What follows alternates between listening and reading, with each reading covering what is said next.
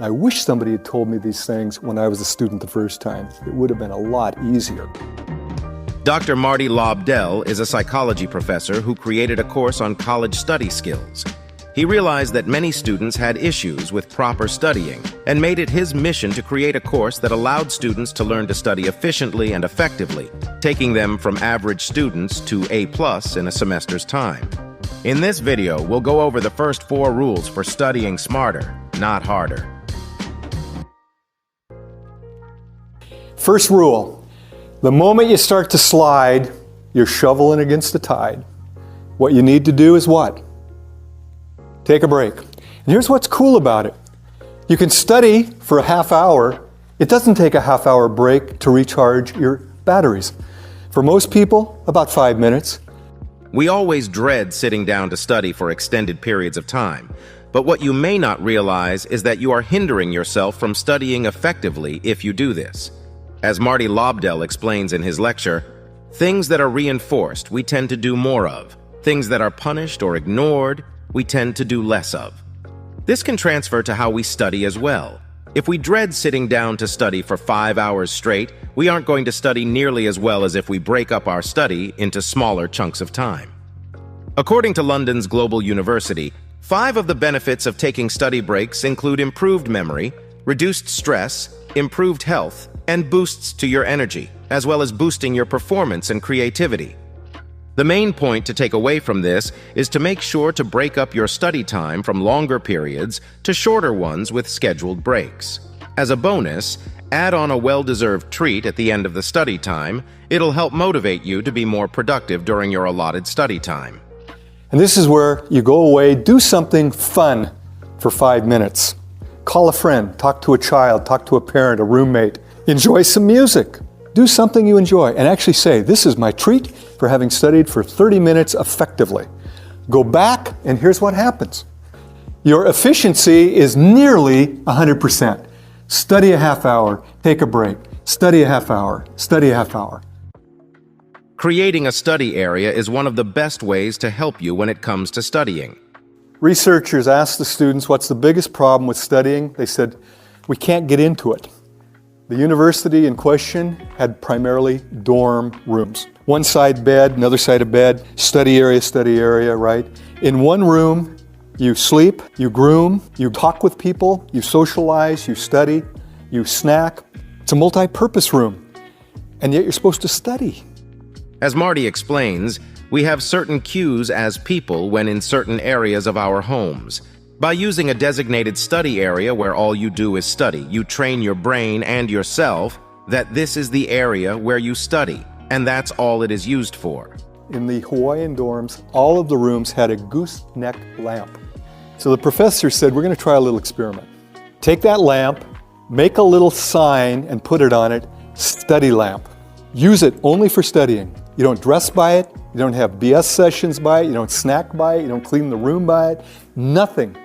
You use the other lights for all other functions. You're ready to go, turn on the lamp and start studying. The moment you lose your edge, 15, 20, 30 minutes later, turn the lamp off, get up and leave the desk. What you're training yourself to study while seated there. And it becomes increasingly automatic. You sit, turn the lamp on, and you're ready to go. It's like magic.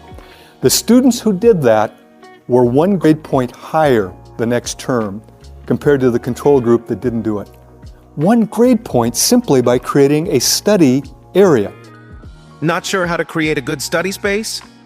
According to Joyce University, make sure your study area is well lit, has noise and light control, as well as some personal touches that will help motivate you when you don't feel like studying. These are some of the best ways to create a study environment that keeps you motivated and happy. Memorization is a great way to remember facts, but not every class you are in wants you to know just facts. Lots of classes do a combination of both memorization of facts and understanding of concepts. If you can memorize facts, you are only halfway there. When you're reading it over and over, or saying it over and over, the term for that is rote memorization, spelled R-O-T-E. It can work. It is the way most of us were taught in elementary school, and some of you may be darn good at it. but for most of us, it's not the most efficient or effective way. The way to learn efficiently in college, first you have to decide, what am I learning? Is it a concept or a fact? Students who understand the importance of concepts have a stronger and more powerful grasp on what they need to know for their upcoming exams. By understanding what the concept is, you are able to remember it for your exams, papers, and the rest of your life. According to the Department of Education, research suggests deep conceptual learning, DCL, is distinctly different than surface learning.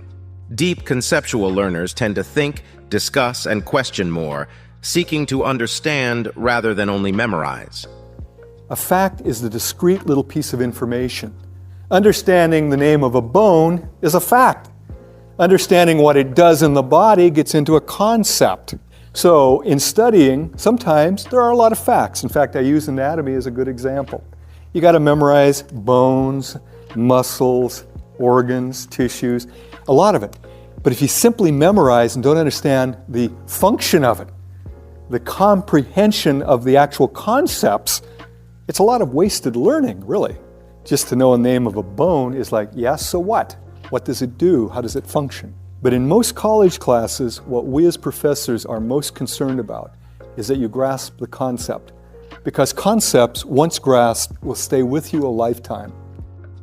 By being able to not only memorize but dive deeper into your study topics, you can become more efficient in your learning and have a better grasp on your subject material.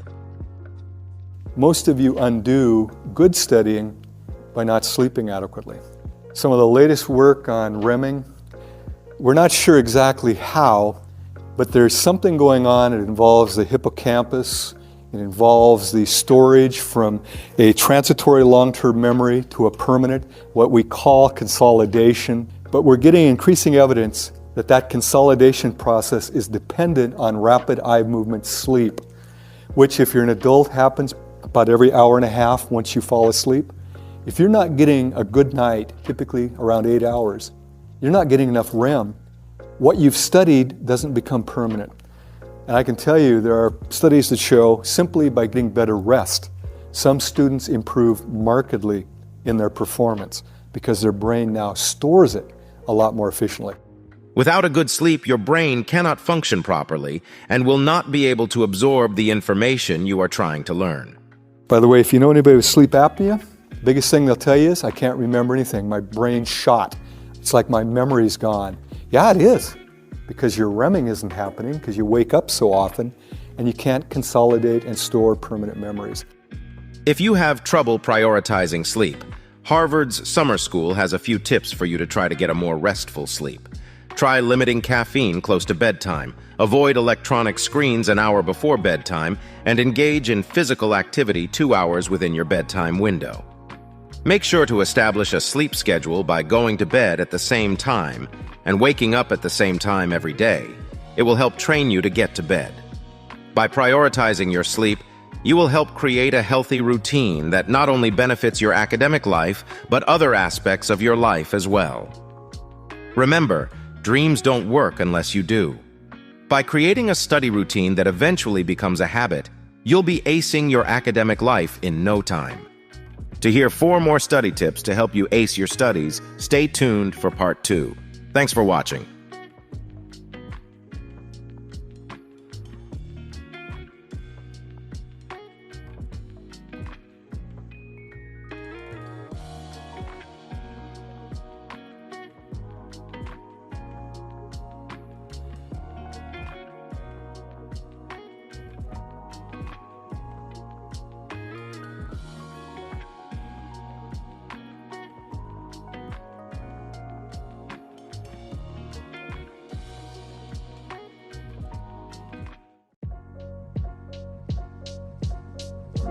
According to a study by the University of East Anglia, college students could only remember 40% of their high school studies by their first week of university, and the longer between their A levels and their first week of college, the less they remembered.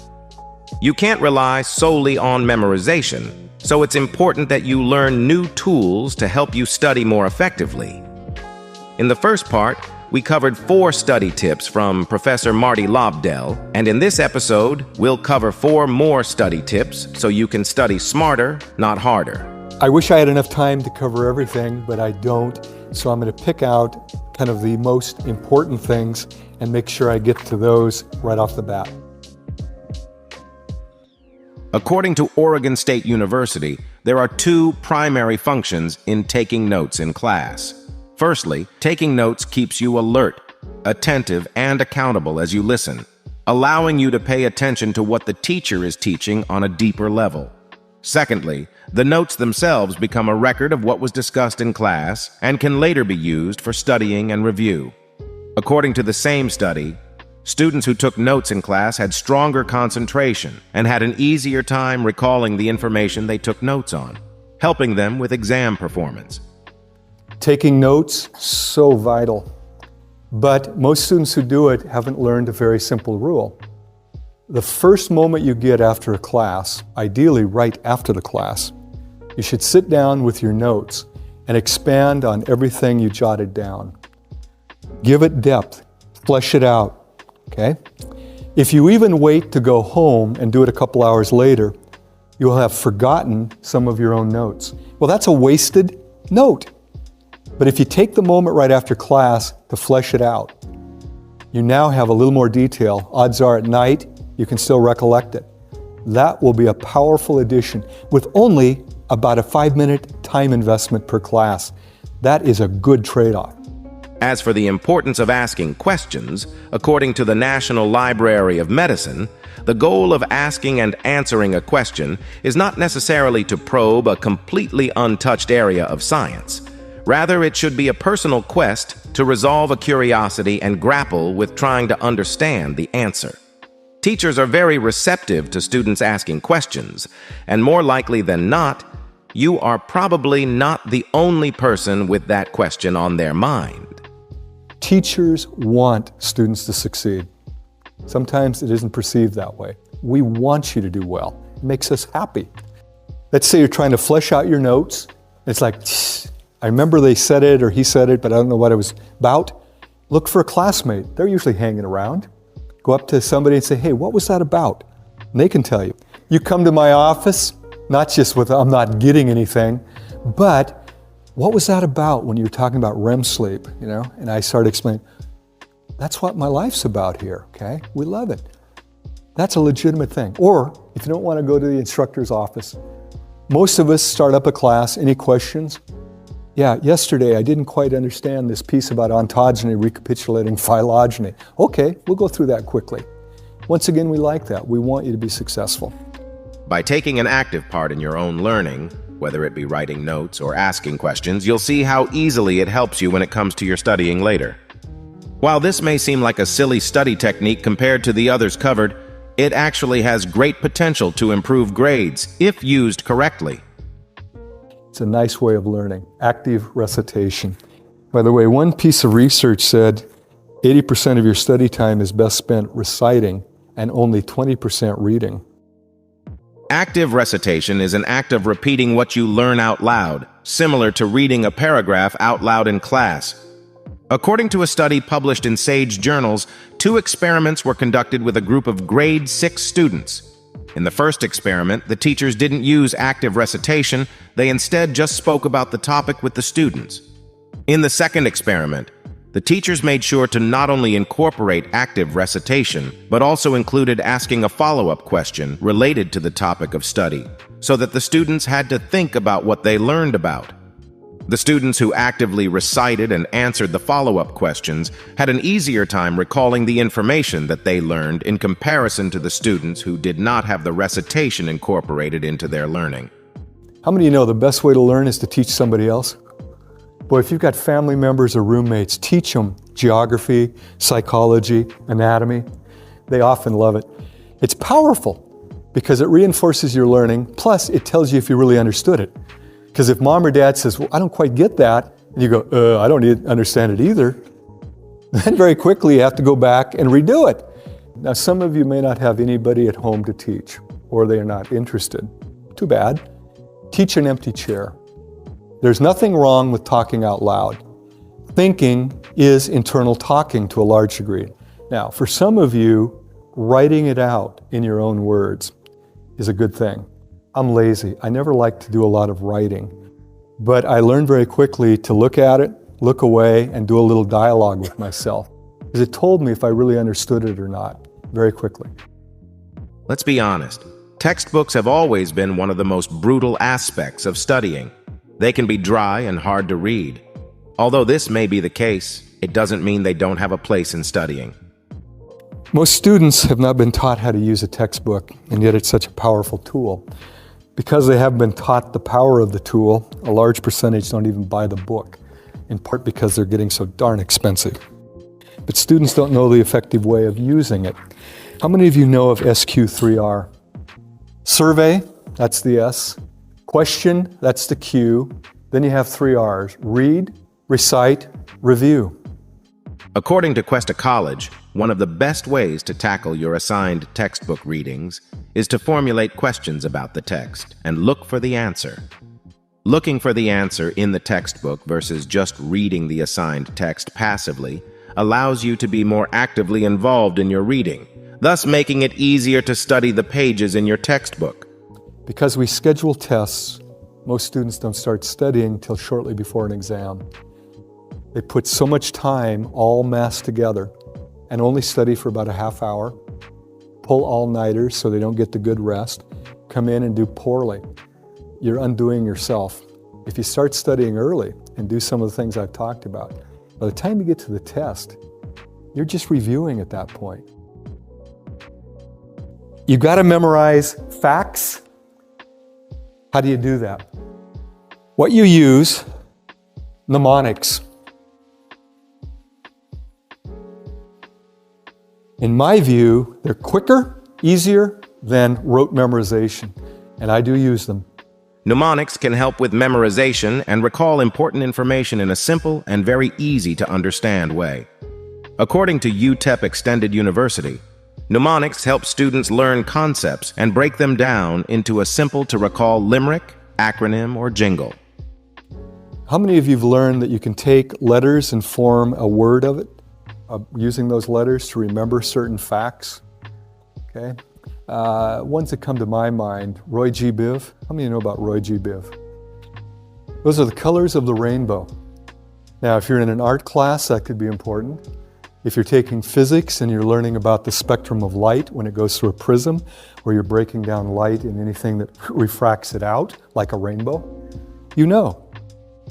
By utilizing these techniques, you'll be able to study smarter, not harder, and ace this school year. If you missed it, be sure to check out Part 1 for 4 more powerful tips. Happy learning!